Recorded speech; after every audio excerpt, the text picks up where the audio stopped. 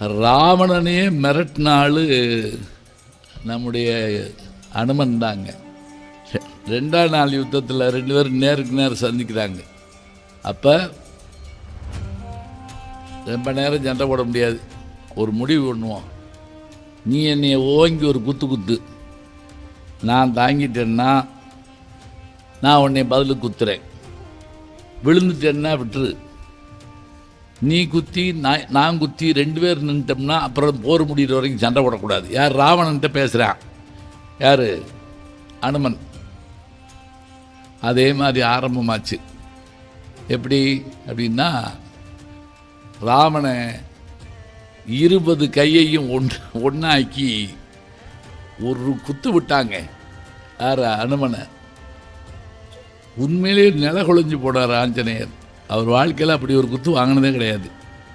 ஆனால் அசையலை, நின்றுக்கிட்டார். இப்போ இவர் பங்கு. இவர் என்ன பண்ணார்? விஸ்வரூபம் எடுத்து இந்த பெரிய கைகளை கொண்டு அவனை ஒரு குத்துனார்.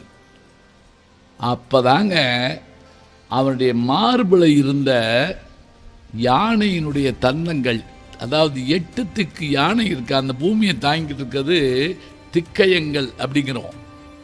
அந்த யானைகளை அவன் மார்பில் குத்த விட்டு அந்த தந்தத்தை ஒடிச்சிட்டு அதில் பூன் மாட்டியிருப்பானான்.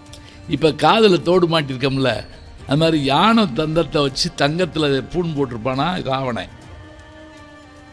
இவன் விட்ட குத்துல பின்பக்கம் பிச்சுக்கிட்டு போயிடுச்சுங்க. வாரணம் பொருத மார்பும் இதுதான்.